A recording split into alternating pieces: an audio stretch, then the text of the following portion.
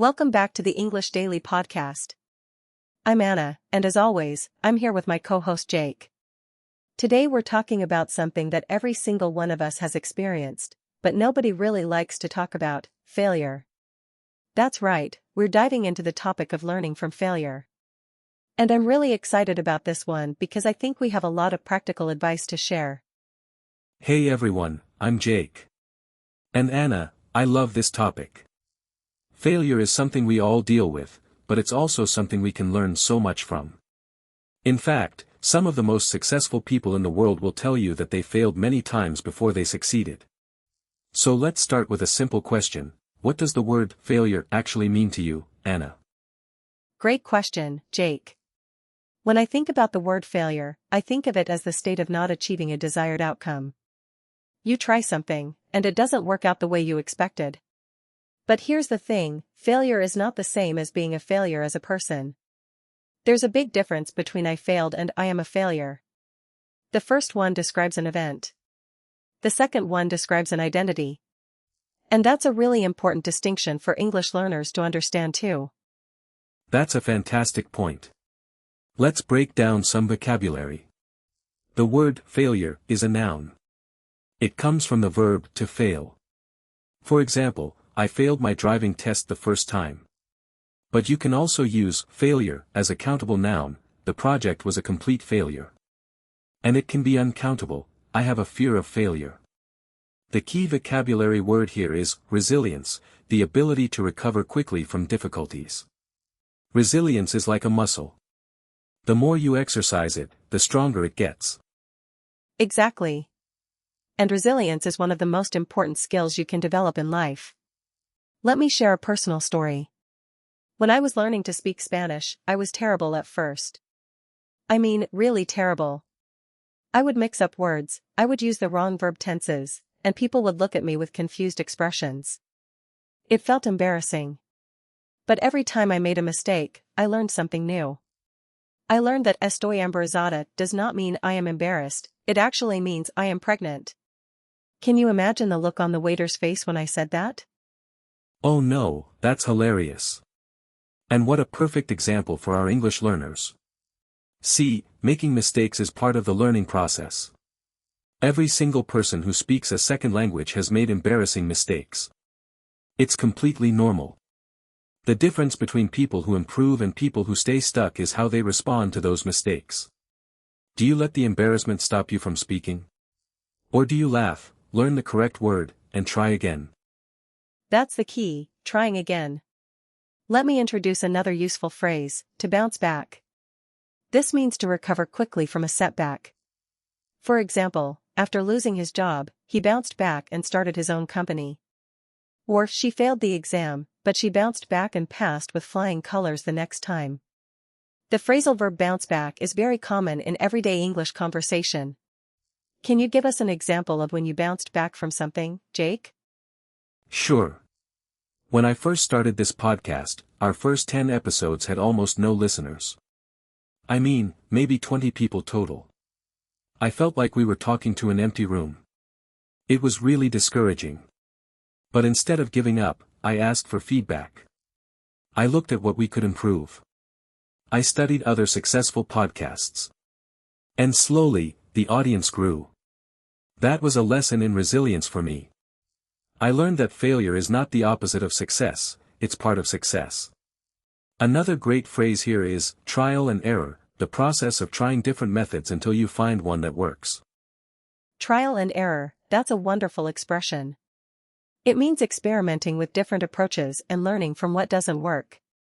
Thomas Edison, the famous inventor, once said, "I have not failed. I've just found 10,000 ways that won't work." Think about that mindset. He didn't see his experiments as failures. He saw them as valuable information. Every wrong attempt taught him something new that brought him closer to the right answer. This is what psychologists call a growth mindset. A growth mindset, that's another key term. This concept was developed by psychologist Carol Dweck. A growth mindset is the belief that your abilities can be developed through dedication and hard work. The opposite is a fixed mindset, the belief that your talents are fixed and unchangeable. People with a growth mindset see failure as a learning opportunity. People with a fixed mindset see failure as a reflection of their worth. Which mindset do you have? The good news is that you can change your mindset. It's not permanent. Let me give our listeners some practical tips for developing a growth mindset when it comes to learning English. Tip number 1, reframe your mistakes. Instead of saying I'm bad at English, say I'm not fluent yet. The word yet is incredibly powerful. It implies that improvement is possible. I don't understand this grammar rule yet. I can't speak fluently yet. That one small word changes everything. I love that. Tip number 2, celebrate your mistakes. I know that sounds strange, but every mistake is a learning opportunity. When you make a mistake, write it down, understand why it was wrong, and you'll probably never make that same mistake again. That's progress. Tip number 3, set process goals, not just outcome goals. For example, instead of saying, I want to be fluent in 3 months, say, I will practice English for 20 minutes every day. The process is something you can control. The outcome is not always under your control. Excellent advice. Let me share another useful expression, to pick yourself up. This means to recover after a failure or disappointment. For example, he lost the competition, but he picked himself up and started training for the next one. It's a very visual expression. Imagine you've fallen down, and you literally pick yourself up off the ground. That's what resilience looks like. You fall, you pick yourself up, you dust yourself off, and you keep going. Dust yourself off, that's another great phrase. It means to recover from a setback and move forward. Let's talk about famous failures. Did you know that J.K. Rowling, the author of Harry Potter, was rejected by 12 publishers before one finally accepted her book? 12. She was a single mother living on welfare, and she kept submitting her manuscript. Or what about Steven Spielberg? He was rejected from film school 3 times. 3 times. And now he's one of the most famous directors in history. Those stories are so inspiring. And they show us that rejection is not the end of the road. It's just a detour. The word rejection is another important noun. It means the act of refusing to accept or consider something. It comes from the verb to reject. For example, the job applicant received a rejection letter. But here's the thing, rejection is not personal. It's often about timing, fit, or circumstances that have nothing to do with your worth as a person. That's exactly right. And for our English learners, I want to say something important. Speaking a new language is scary. You will make mistakes. You will feel embarrassed. People might not understand you. But every time you speak English, even if you make 10 mistakes, you are getting better. You are building your resilience muscle. You are learning from failure. And that is something to be proud of. Let me give you a useful phrase for dealing with failure in conversation. If someone asks you about a mistake you made, you can say, well, it was a learning experience. That's a polite and positive way to talk about failure. For example, I heard you didn't get the job. No, I didn't, but it was a learning experience. I know what I need to work on for next time. This phrase is very common in professional English. Another great phrase is, to turn a setback into a comeback. A setback is something that slows your progress. A comeback is a return to success. So turning a setback into a comeback means using a difficult situation as motivation to achieve something even better. For example, after failing his first business, he turned that setback into a comeback and built a $1 million company.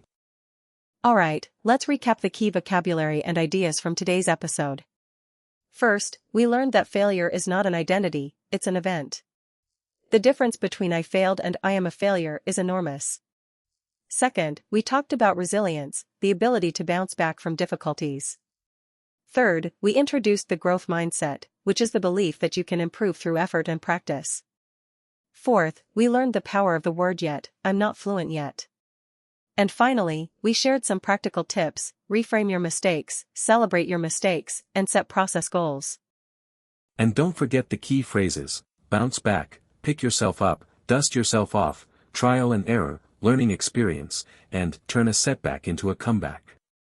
Try using these phrases in your daily English conversations this week. Write them down. Practice them. Make them part of your active vocabulary. Remember, every expert was once a beginner who kept going despite their mistakes. Thank you so much for listening to the English Daily Podcast. If you enjoyed this episode, please subscribe to our channel and hit the notification bell so you never miss a new episode.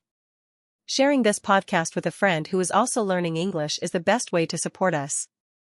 And we'd love to hear from you. What failure did you learn from? What mistake taught you something valuable? Leave a comment below or send us a message. We read every single one. And remember, don't be afraid to fail. Be afraid of not trying. Every mistake is a step forward. Every failure is a lesson. Keep learning, keep growing, and keep speaking English. We'll see you in the next episode of the English Daily Podcast. Take care, everyone. Bye for now.